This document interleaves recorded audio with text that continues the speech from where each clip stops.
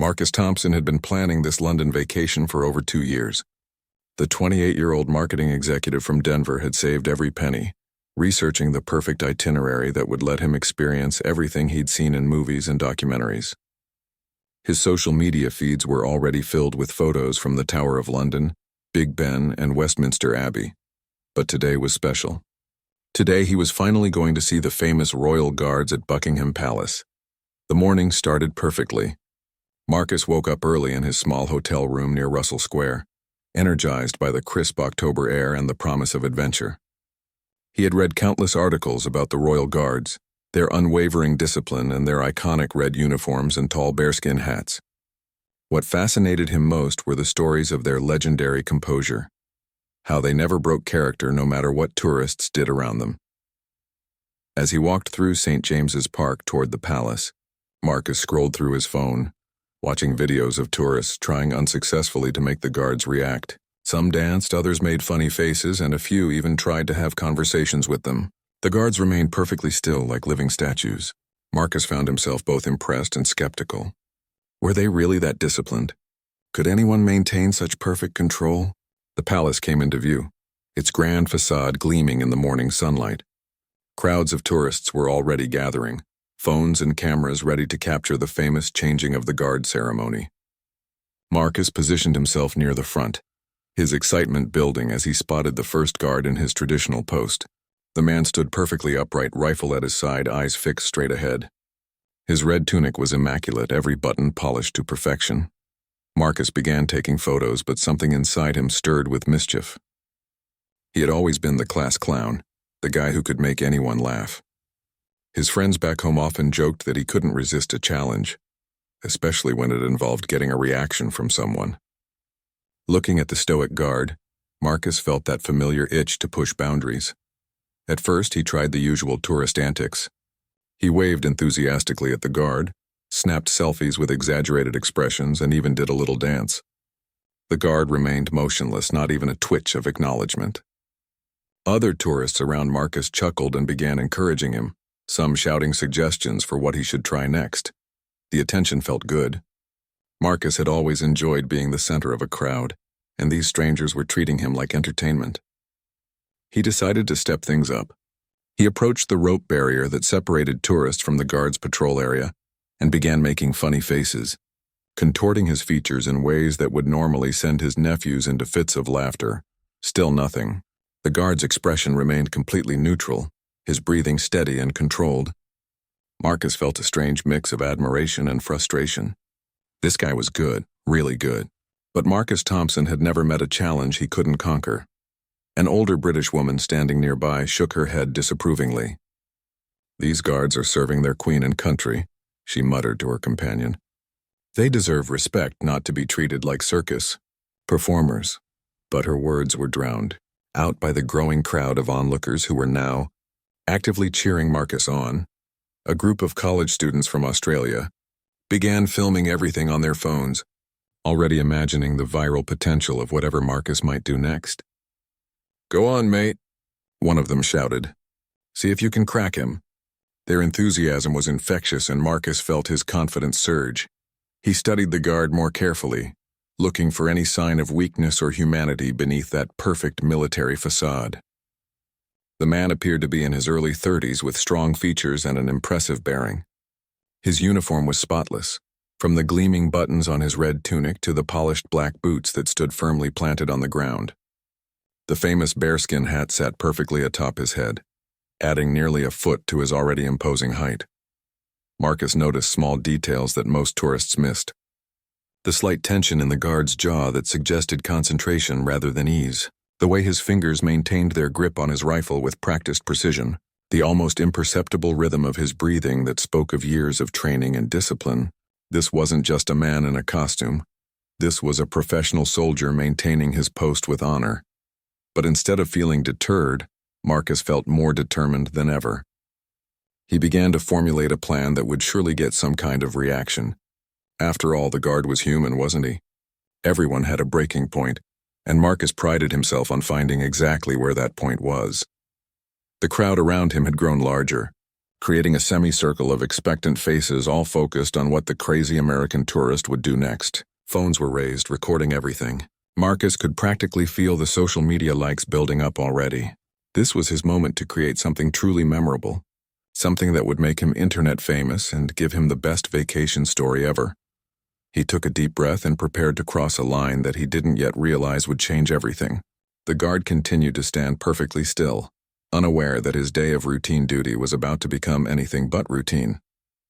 The morning sun cast long shadows across the palace courtyard, and somewhere in the distance, a church bell chimed the hour.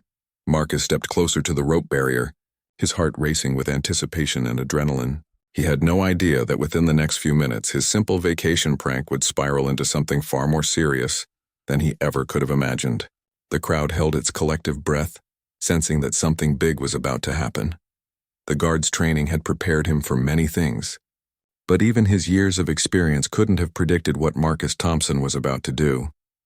In the space between one heartbeat and the next, a moment of tourist foolishness was about to collide with centuries of royal tradition, creating consequences that would reach far beyond the palace gates. The idea came to Marcus in a flash of what he thought was brilliant inspiration. He had noticed that the guard's rifle was positioned just within reach, and tourists were technically allowed to stand right up to the rope barrier. What if he just touched it? Not grabbed it, not tried to take it, but just reached out and gave it a gentle tap?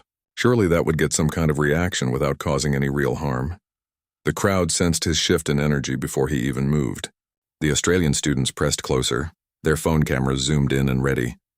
An elderly Japanese couple stepped back instinctively, perhaps sensing that whatever was about to happen exceeded the bounds of appropriate tourist behavior. But Marcus was riding high on adrenaline and crowd approval, his judgment clouded by the intoxicating combination of attention and challenge. "Watch this," he announced to no one in particular, his voice carrying that tone people use right before they do something they'll later regret. He approached the rope barrier with exaggerated confidence, playing up his movements for the cameras he knew were rolling. The guard remained motionless, but something almost imperceptible shifted in his posture, a subtle tightening that might have warned a more observant person. Marcus reached across the rope, his fingers extending toward the guard's rifle. The moment felt suspended in time, like the pause between lightning and thunder. The crowd held its breath. Tourists several yards away turned to see what was happening. Even the pigeons seemed to stop cooing. His finger made contact with the cold metal of the rifle barrel. What happened next unfolded with shocking speed and precision. The guard's reaction was immediate and professional, honed by countless hours of training for exactly this type of situation. In one fluid motion, he stepped back, brought his rifle to a defensive position, and shouted in a voice that carried across the entire courtyard, "Step away from the Queen's Guard." The command wasn't just loud, it was thunderous, delivered with the full authority of the British military. The sound seemed to bounce off the palace walls and reverberate through the crowd like a physical force. Marcus jerked his hand back as if he'd been shocked, stumbling backward several steps. The color drained from his face as the reality of what he'd just done began to sink in. But the guard wasn't finished. Having been trained to treat any unauthorized contact with his equipment as a potential security threat, he immediately activated protocols that Marcus never could have anticipated. With sharp, practiced movements, he signaled to his colleagues positioned around the palace perimeter. Within seconds, 3 additional guards were moving toward the scene with purposeful strides. The crowd that had been cheering Marcus moments before suddenly scattered like startled birds. The Australian students stopped filming and melted into the mass of tourists, their earlier enthusiasm replaced by the desire to become invisible. Parents grabbed their children's hands and pulled them away from what was clearly becoming a serious incident. The festive atmosphere evaporated, replaced by tension and uncertainty. Marcus stood frozen, his brain struggling to process the rapid escalation. This wasn't how it was supposed to go. In all the videos he'd watched, tourists did silly things and the guards just ignored them. No one had mentioned anything about shouting, about backup guards, about the possibility of real consequences. He looked around desperately for the friendly faces that had been encouraging him just moments before, but found only strangers avoiding eye contact and backing away. Palace security appeared as if from nowhere. 2 plainclothes officers approached from different directions, their movements calm but purposeful. One was speaking quietly into a radio device, presumably reporting the incident to someone higher up the chain of command. Marcus's vacation adventure was rapidly transforming into something that felt very much like trouble. "Sir, I need you to step away from the barrier and keep your hands visible," one of the security officers said, his tone professional but firm. He was a middle-aged man with kind eyes but an unmistakable air of authority. Marcus complied immediately, raising his hands in a gesture of surrender that felt both ridiculous and terrifying.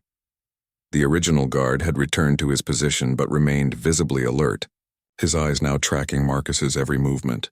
The easy target Marcus thought he'd found had revealed itself to be a trained professional capable of swift, decisive action when his post was threatened.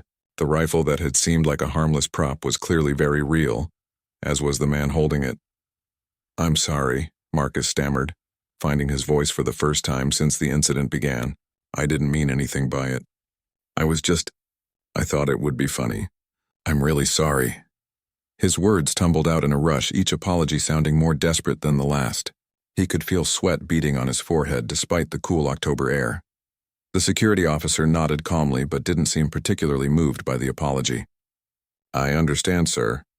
But you need to realize that what you've just done is considered interference with a Queen's Guard in the performance of his duties. That's a serious matter regardless of your intentions." Marcus felt his stomach drop. Queen's Guard duties? Serious matter. These weren't phrases he'd expected to hear during his vacation. He'd imagined posting funny photos on Instagram and telling amusing stories to his co-workers back home.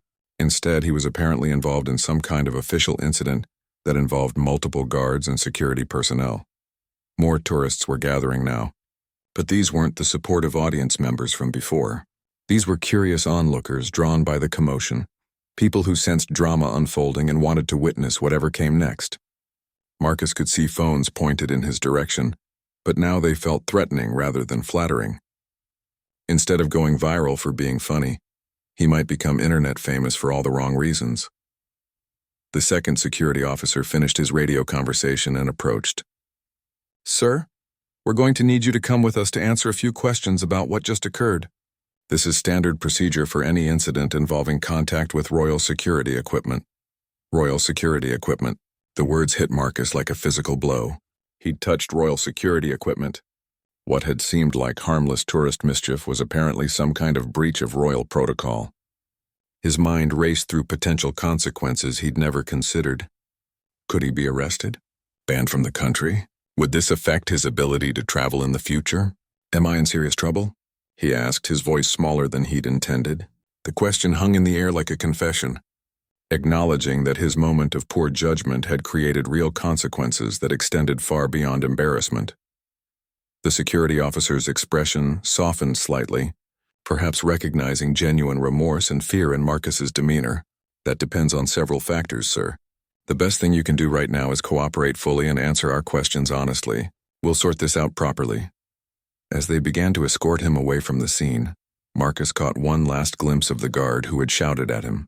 The man had returned to his original position and bearing, once again the perfect picture of military discipline. But for just a moment their eyes met, and Marcus thought he detected something that might have been disappointment rather than anger. It was somehow worse than hatred would have been. The security office inside Buckingham Palace was nothing like Marcus had imagined. Instead of the grand, ornate rooms he'd seen in movies, he found himself in a practical, modern space that could have belonged to any government building anywhere in the world. Fluorescent lights hummed overhead, and the walls were decorated with official photographs and security protocols rather than priceless artwork. Marcus sat in an uncomfortable plastic chair across from Detective Inspector Sarah Mitchell, a woman in her 40s with graying hair, and the patient demeanor of someone who had dealt with countless tourist incidents over the years. She had introduced herself politely but professionally, and Marcus couldn't tell if he was being treated as a suspect, a witness, or simply a foolish tourist who needed to be processed through the system. "Let's start from the beginning. Mr. Thompson," Detective Inspector Mitchell said, opening a manila folder that Marcus assumed contained information about him. The fact that they already knew his name was unsettling. When had they gotten that information? "Can you tell me in your own words what led you to make contact with the guard's rifle this morning?" Marcus shifted in his chair, acutely aware of how his explanation was going to sound. "I was just being stupid," he began, then caught himself. I was trying to be funny. I'd seen all these videos online of tourists trying to get reactions from the guards, and I thought it would be harmless to just touch the rifle. I never meant to threaten anyone or cause trouble." Detective Inspector Mitchell made notes as he spoke, her pen moving steadily across the page. "These videos you mentioned, did any of them show tourists making physical contact with the guards' equipment?" Marcus thought carefully, realizing for the first time that they hadn't. All the videos he'd watched showed tourists dancing, making faces, or shouting, but none had involved actually touching anything. "No," he admitted quietly. "No, they didn't. So you decided to escalate beyond what you'd seen others do. Can you help me understand why?" Her tone wasn't accusatory, but there was a directness to the question that made Marcus uncomfortable. She was asking him to confront the decision-making process that had led to this moment, and he wasn't sure he understood it himself. "I guess I wanted to do something different," Marcus said, the words sounding pathetic even to him, something that would get a bigger reaction. "The crowd was watching and people were filming, and I just got caught up in the moment. I know how that sounds, but I swear I never thought about it being dangerous or illegal or anything like that." Detective Inspector Mitchell set down her pen and looked at him directly. "Mr. Thompson, I want you to understand something about the Queen's Guard. These aren't actors or tourist attractions. They're active-duty soldiers from elite regiments with combat experience. Their rifles aren't props. They're functional weapons. When you touched that rifle, you made physical contact with operational, military equipment while a soldier was on duty protecting one of the most important locations in Britain." The weight of her words settled over Marcus like a heavy blanket. Combat experience. Operational military equipment. He'd been thinking of the guard as a living statue, a performer in a tourist show. The reality was far more serious than his mind had been willing to accept. "I feel terrible about this," Marcus said, and meant it. "I had no idea. I knew they were real soldiers, but I didn't think about what that actually meant. How much trouble am I in?" Detective Inspector Mitchell consulted her notes before answering. "The guard reported the incident as unauthorized civilian contact with equipment. Technically, you could be charged under several different statutes, ranging from public disorder to interference with military personnel in the performance of their duties. The penalties could include fines, deportation, or even a brief custodial sentence." Marcus felt the blood drain from his face. Deportation? Custodial sentence? This was supposed to be a vacation, not a legal nightmare that could affect his entire future. "Is there anything I can do?" he asked, his voice barely above a whisper. "That depends largely on the guard involved and his commanding officers," she explained. "In cases like this, we often consider the intent behind the action, the suspect's cooperation, and whether this appears to be an isolated incident of poor judgment rather than something more serious." There was a knock on the door, and another officer entered. He whispered something to Detective Inspector Mitchell, who nodded and made another note in her file. Marcus watched this exchange with growing anxiety, wondering what new development was about to complicate his situation further. "Mr. Thompson," Detective Inspector Mitchell said after the other officer left, "it appears that Guardsman Davies, that's the soldier you had contact with, has requested to speak with you. This is somewhat unusual but not unprecedented. Are you willing to meet with him?" Marcus nodded immediately, desperate for any opportunity to apologize properly or perhaps find a way to make things right. "Yes, absolutely. I really want to apologize to him directly." A few minutes later, Guardsman Davies entered the room, and Marcus was struck by how different he looked out of his ceremonial uniform. Dressed in standard military fatigues, he appeared younger than Marcus had expected, probably in his late 20s. His bearing still radiated military discipline, but there was something more approachable about him without the towering bearskin hat and formal red tunic. "Mr. Thompson," Guardsman Davies said, extending his hand in greeting. Marcus shook it gratefully, surprised by the gesture. "I wanted to have a word with you about what happened this morning." "I'm so sorry," Marcus began immediately, but Guardsman Davies held up a hand to stop him. "Before you apologize, I want you to understand something," the soldier said, settling into a chair across from Marcus. "What you did today put me in a very difficult position, not just professionally but personally. I've been serving as a Queen's Guard for 3 years now, And maintaining discipline in the face of tourist behavior is part of the job. But when someone makes physical contact with my weapon, I have to respond according to protocol. That response was witnessed by dozens of people and will be reported up my chain of command. Marcus listened intently, beginning to grasp the ripple effects of his momentary lapse in judgment. The thing is, Guardsman Davies continued, I could see that you weren't a real threat. You're clearly just a tourist who made a bad decision.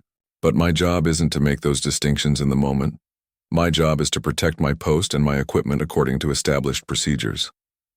Do you understand what I'm telling you? I think so, Marcus said slowly. I put you in a position where you had to treat me like a potential threat, even though you could probably tell I wasn't one. Exactly. Guardsman Davies leaned forward slightly. And now both of us are dealing with the consequences of that moment. I'll have to write a report, speak with my superiors, and possibly face questions about whether I followed protocol correctly. You're facing potential legal consequences for what you've described as a moment of poor judgment. The full scope of the situation was finally becoming clear to Marcus, and the weight of responsibility felt crushing. He hadn't just embarrassed himself or created an amusing vacation story. He'd created real problems for a professional soldier who was simply trying to do his job with honor and dignity. Guardsman Davies studied Marcus for a long moment before continuing. I want to tell you something about what it means to serve as a Queen's Guard. Because I think you genuinely don't understand what happened this morning. Marcus nodded eagerly, grateful for any opportunity to better comprehend the situation he'd created. The ceremony and tradition, you see, the uniforms, the precise movements, the unwavering discipline. These aren't just for show, Guardsman Davies explained. They represent centuries of military heritage and honor. When I put on that uniform and take my post, I'm not just representing myself. I'm representing every soldier who has ever stood guard at this palace. Every man who has served the crown with distinction. He paused, and Marcus could see the pride in the soldier's bearing even in casual military dress. I joined the army when I was 18, Guardsman Davies continued. Served 2 tours in Afghanistan before being selected for ceremonial duties. The selection process for Queen's Guard is rigorous. We're chosen not just for our military skills, but for our ability to maintain absolute discipline under any circumstances. The tourists who try to distract us, make us laugh, or break our composure, they see it as harmless fun. But for us, maintaining that discipline is a matter of professional honor. Marcus felt a growing sense of shame as he began to understand the depth of his disrespect. I had no idea, he said quietly. I'm sorry. When you touched my rifle this morning, Guardsman Davies said, his tone becoming more serious, you weren't just touching a piece of equipment. You were testing the boundaries of a tradition that goes back generations. More importantly, you were putting both of us in danger. Danger? Marcus asked, confused. How was I putting us in danger? Guardsman Davies leaned back in his chair. My rifle is loaded, Mr. Thompson. All of our rifles are loaded when we're on duty. We're not ceremonial figures. We're active military personnel responsible for the security of one of the most important buildings in Britain. When an unknown civilian makes unexpected physical contact with a loaded weapon held by a soldier trained to respond to threats, the potential for serious consequences is very real. The words hit Marcus like a physical blow. Loaded rifle. He'd touched a loaded rifle held by a trained soldier. His prank suddenly took on dimensions he'd never considered. Not just legal consequences or embarrassment, but actual physical danger to himself and others. I could have hurt you, Marcus said, the realization dawning on him with sickening clarity. Or I could have hurt you, Guardsman Davies replied grimly. Military training creates automatic responses to certain situations. When someone reaches for a soldier's weapon unexpectedly, that soldier's training kicks in before conscious thought can intervene. You were fortunate that I was able to maintain control and follow proper escalation procedures, but that's not guaranteed in every situation.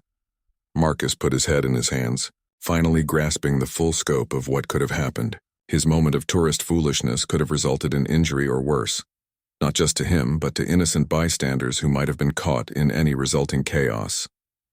Why are you telling me this? Marcus asked, looking up. I mean, why did you want to meet with me personally? Guardsman Davies was quiet for a moment, choosing his words carefully. Because I could see in your face this morning that you immediately regretted what you'd done. When I shouted at you, You looked genuinely shocked and remorseful, not defiant or amused like some tourist who caused problems. I wanted to make sure you understood the seriousness of what happened, but I also wanted to give you an opportunity to make this right. How can I make this right? Marcus asked desperately. I'll do whatever you think is appropriate. Detective Inspector Mitchell, who had been quietly observing the exchange, leaned forward. Guardsman Davies has made a suggestion regarding the resolution of this incident. It's somewhat unusual, but given the circumstances and your apparent remorse, we're willing to consider it. Guardsman Davies nodded. Instead of pursuing formal charges, I'd like to propose that you participate in an educational program. You would spend a day with our regiment, learning about our history, our training, and our responsibilities. At the end of that day, you would write a formal letter of apology to be included in the incident report, and you would create a video message explaining what you learned about respecting military personnel and royal traditions. Marcus looked between the soldier and the detective inspector, hardly believing what he was hearing. You'd be willing to do that instead of pressing charges? There are conditions, Detective Inspector Mitchell interjected. First, this arrangement would only proceed if your background check comes back clean and nothing in your behavior suggests this was anything more than poor judgment. Second, you would need to complete the educational program to our satisfaction. And third, any similar incident in the future would result in the full prosecution of both the original offense and any new charges. I understand, Marcus said quickly, and yes, I would be honored to participate in something like that. I really want to learn from this mistake. Guardsman Davies stood and extended his hand again. Then I'll speak with my commanding officer about arranging the program. But I want you to understand something, Mr. Thompson. This is not a light punishment disguised as education. You'll be expected to participate fully, show proper respect throughout the process, and demonstrate that you genuinely understand the gravity of what occurred today. Marcus shook the soldier's hand firmly. I promise you I'll take it seriously. This has been the most educational day of my entire vacation, and not in any way I expected. As Guardsman Davies prepared to leave, he turned back to Marcus one final time. Can I ask you something? When you were standing there this morning, planning to touch my rifle, what did you think would happen? Marcus considered the question carefully. Honestly, I thought you'd maybe flinch or break character for a second and everyone would laugh, and I'd have a great story to tell back home. I thought of you as a performer, I guess, someone playing a role for tourists. And now I understand that you're a professional soldier doing one of the most important jobs in the country. And I interfered with that because I wanted attention from strangers, Marcus said, the words carrying the full weight of his dawning comprehension. I'm ashamed of myself and I'm grateful that you're giving me a chance to learn from this instead of just facing punishment. Guardsman Davies nodded approvingly. That's exactly the kind of understanding I hoped you might develop. I'll be in touch through Detective Inspector Mitchell about the details of your educational day.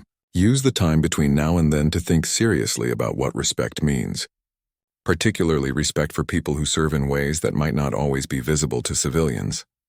After the guardsman left, Detective Inspector Mitchell gathered her files and prepared to escort Marcus out of the building.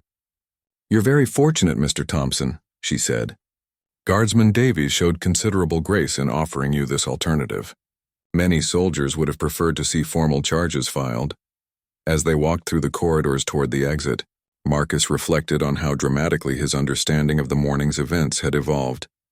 He'd arrived at the palace that morning thinking he was visiting a tourist attraction. He was leaving with a profound appreciation for the complex layers of duty, tradition, and genuine security that he'd mindlessly disrupted with a single thoughtless gesture. 3 days later, Marcus found himself standing outside Wellington Barracks at 6 in the morning, wearing the most conservative clothes he'd packed for his vacation. He'd spent the intervening days researching everything he could find about the Queen's Guard, the Household Division, and British military tradition. What he'd learned had only deepened his understanding of how profoundly he'd misunderstood what he was witnessing at Buckingham Palace. Guardsman Davies met him at the entrance, once again in full dress uniform. In the early morning light, the scarlet tunic and polished brass buttons seemed even more impressive than they had during their first encounter. Good morning, Mr. Thompson. Are you ready for your education? Yes, sir, Marcus replied, then caught himself. I'm sorry, is that the proper way to address you? During ceremonial duties, sir is appropriate from civilians, Guardsman Davies confirmed. But today you'll be learning about military protocol as well as tradition. Follow me. The first stop was the museum within the barracks where Marcus was introduced to Lieutenant Colonel James Whitmore, a career military officer with nearly 30 years of service. The lieutenant colonel's presence immediately commanded respect. His bearing spoke of decades of leadership and military experience that went far beyond ceremonial duties. Mr. Thompson, the lieutenant colonel said, his voice carrying the authority of rank. Guardsman Davies has told me about your incident and your desire to understand what you disrupted. I want to begin by showing you something. He led Marcus to a display case containing medals, photographs, and personal effects from guards who had served over the past century. During the afternoon, Marcus participated in a physical training session designed to give him a taste of what guards endured during their duties. Wearing a standard military pack and standing at attention for just 20 minutes left him with aching legs and a new appreciation for the stamina required to maintain ceremonial posts. This is nothing compared to a full ceremonial shift, Guardsman Davies observed as Marcus stretched his cramped muscles. We might stand post for 2 hours at a time in full dress uniform, regardless of weather conditions. And we have to look exactly the same at the end of that shift as we did at the beginning. The most profound moment of Marcus's education came when he was shown video footage from security cameras of his own incident. Watching himself from multiple angles, he could see not only his own actions, but the immediate response of all security personnel in the area. Guards who had appeared to be simply standing at their posts were actually in constant communication, monitoring the situation and ready to respond if it escalated. You can see here, pointed out the security supervisor reviewing the footage, that within seconds of your contact with the rifle, every guard in visual range had shifted to a higher state of alertness. What looked like one guard responding to one tourist was actually a coordinated security response involving multiple personnel. Marcus watched his younger self stumbling backward after the guard's shout, looking shocked and confused. From this perspective, he could see how his actions had created ripple effects throughout the entire security apparatus. Personnel had been pulled from other duties, protocols had been activated, and resources had been diverted to address what was ultimately a moment of poor judgment by one tourist. As the day drew to a close, Marcus was asked to write his formal letter of apology. Sitting in a quiet office with pen and paper, he found the words came more easily than he'd expected. The day's experiences had given him a vocabulary for expressing remorse that went far beyond simple embarrassment. Dear Guardsman Davies, he began, I want to apologize not just for my actions, but for my fundamental misunderstanding of what you represent and the service you provide.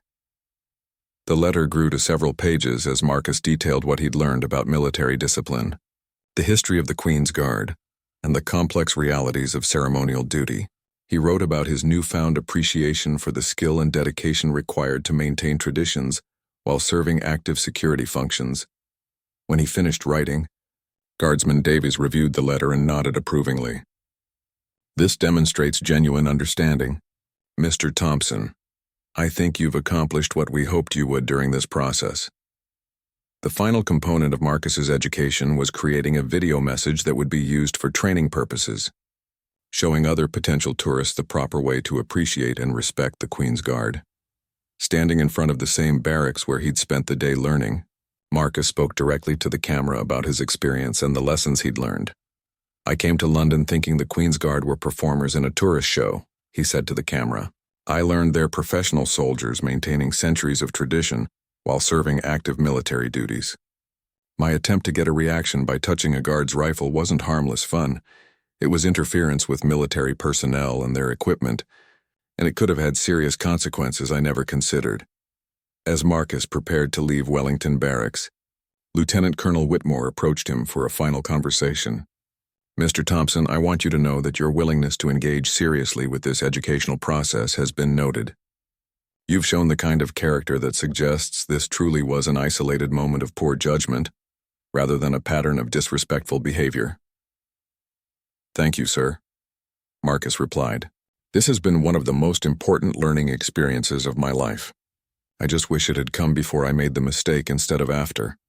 Sometimes the most valuable lessons come from our errors, the lieutenant colonel observed.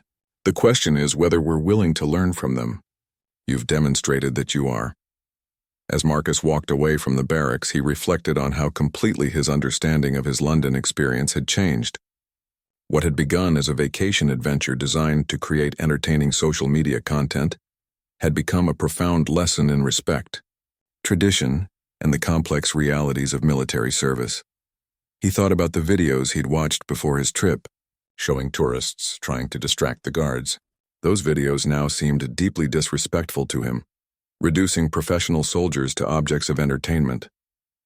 He made a mental note to leave comments on any such videos he encountered, explaining what he'd learned about the reality behind the ceremonial uniforms. The remainder of Marcus's vacation took on a completely different character. Instead of seeking out photo opportunities and tourist attractions, he found himself drawn to museums and historical sites, where he could deepen his understanding of British military history and tradition. His social media posts shifted from selfies and tourist shots to thoughtful reflections on the complexity of the culture he was visiting. See items belonged to soldiers who served as Queen's Guard during wartime, the lieutenant colonel explained. During World War II, guards continued their ceremonial duties even during the Blitz. They maintained their posts while bombs fell on London, because the continuity of royal protection and tradition was considered essential to British morale.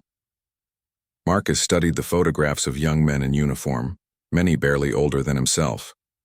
Some bore the same insignia he'd seen on Guardsman Davies's uniform. They were doing the same job during actual combat. The ceremonial duties never stopped, the lieutenant colonel confirmed. Even when the palace was damaged by bombing, even when rationing meant their uniforms couldn't be replaced as frequently, even when many of these young men knew they might be deployed to active combat zones at any moment, the tradition you treated as entertainment has been maintained through some of the darkest periods in British history. They moved to another display featuring more recent conflicts. These are photographs from guards who served in Iraq and Afghanistan before or after their ceremonial duties. The lieutenant colonel continued. Guardsman Davies served 2 combat tours before being selected for Queen's Guard. Many of our ceremonial soldiers have similar backgrounds. Marcus looked at images of the same red tunics and bearskin hats he'd seen at the palace, worn by soldiers in desert combat gear or formal military ceremonies in foreign countries. The juxtaposition was striking. These weren't actors playing soldiers. They were soldiers who happened to perform ceremonial duties as part of their service. I want you to understand something about military discipline, the lieutenant colonel said, guiding Marcus to a quiet corner of the museum. When you see a Queen's Guard standing motionless for hours, maintaining perfect posture while tourists attempt to distract them, you're witnessing the same mental discipline that keeps soldiers alive in combat situations. The ability to maintain focus and follow protocol regardless of external pressure isn't just ceremonial, it's a survival skill. Guardsman Davies rejoined them, and they proceeded to observe the actual preparation process for ceremonial duties. Marcus watched in fascination as soldiers meticulously prepared their uniforms, cleaned and inspected their rifles, and went through equipment checks with the same precision he imagined they might use in combat situations. The rifle you touched, Guardsman Davies said, showing Marcus a similar weapon, requires constant maintenance and inspection. We're responsible for ensuring it's always in perfect working condition, properly loaded and ready for use if necessary. When you made contact with it, you enter. 6 months after returning to Denver, Marcus received an unexpected email that would provide the final chapter to his London experience. The message was from Guardsman Davies, writing to inform him that the educational video Marcus had created was being used successfully in tourist awareness programs, and that similar incidents at the palace had decreased noticeably since its implementation. Your willingness to share your experience honestly has made a real difference, Guardsman Davies wrote. We've had several tourists approach guards to ask questions respectfully, rather than trying to provoke reactions, and many have mentioned seeing your video online. The email included an invitation that Marcus never could have imagined receiving 6 months earlier. The Household Division was organizing a ceremonial event for distinguished visitors, and they wanted to invite Marcus to attend as a guest. Recognizing his contribution to improving tourist education and his personal growth following the incident, Marcus read the invitation several times, hardly believing it was real. The same military organization he'd disrupted with his thoughtless behavior was now inviting him back as an honored guest. The transformation felt surreal, like something that belonged in someone else's life story. He accepted the invitation immediately and began planning his return trip to London. This time, his research focused on understanding the specific ceremonial protocols he would witness and the proper etiquette for attending such events. He purchased appropriate formal attire and spent weeks studying the history and significance of the ceremonies he would observe.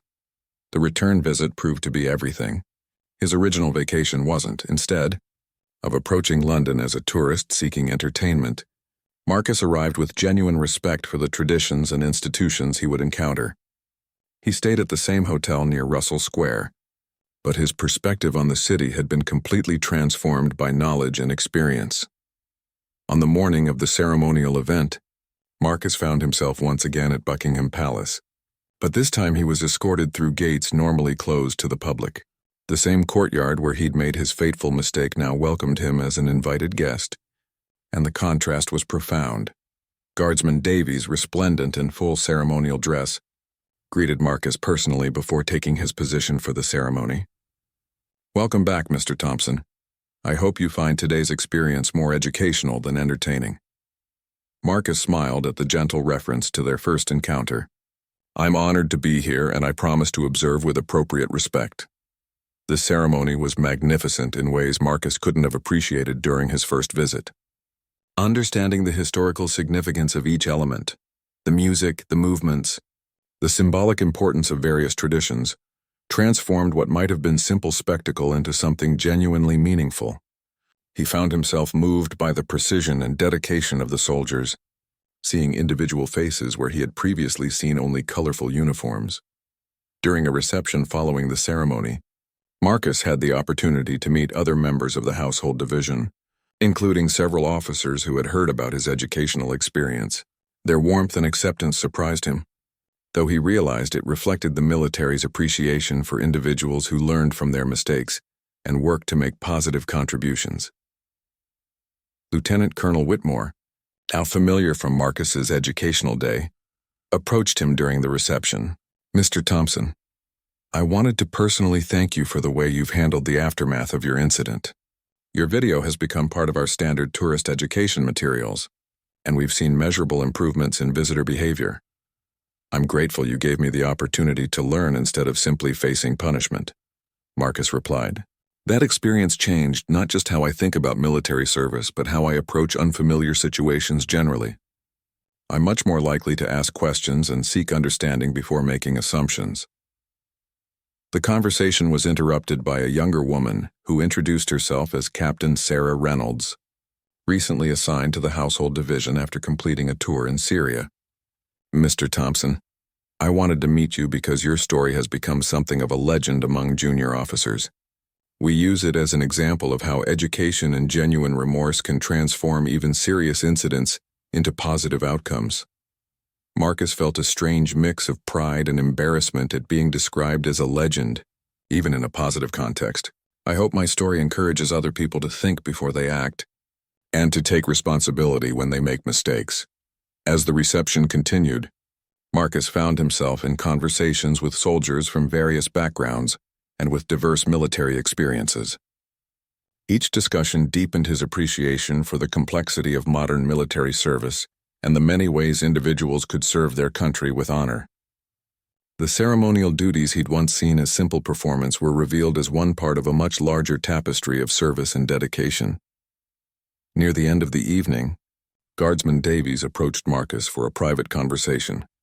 "I want you to know," he said, "that your response to our educational program exceeded everyone's expectations. You didn't just learn about military protocol. You genuinely changed as a person. That kind of growth is rare and valuable." "The experience you provided changed my life," Marcus responded honestly. "I've become someone who seeks to understand before judging, who considers the perspectives of people whose experiences are different from mine. I'm a better person because of what happened between us." They shook hands, and Marcus realized their relationship had evolved from guard and tourist to something approaching mutual respect between individuals who had shared a meaningful experience. On his final morning in London, Marcus returned to Buckingham Palace one last time, but now as a knowledgeable observer, rather than a sensation-seeking tourist. He watched other visitors interact with the guards, noting with satisfaction that the behavior he observed was generally much more respectful than what he remembered from his first visit. Standing in the same spot where he'd made his mistake, Marcus reflected on the journey that had brought him full circle. A moment of poor judgment had led to consequences he never could have anticipated, but those consequences had ultimately resulted in personal growth that extended far beyond his understanding of British military tradition. He thought about the person he'd been 6 months ago, someone who valued entertainment over respect, who sought attention rather than understanding, who made assumptions instead of asking questions. That person seemed like a stranger now, separated from his current self by experiences that had fundamentally altered his perspective on responsibility, respect, and the importance of learning from mistakes. As he prepared to leave London for the second time, Marcus knew he would return again someday, but when he did, it would be as someone who approached new experiences with curiosity rather than frivolity, with respect rather than entitlement. His tourist's daring act had sparked immediate regret, but that regret had blossomed into something far more valuable: genuine growth as a human being. The guards continued their ancient duties as Marcus walked away, maintaining traditions that stretched back centuries and would continue long after his brief intersection with their world. But for one American tourist, that intersection had created changes that would last a lifetime, transforming a moment of foolishness into a foundation for wisdom.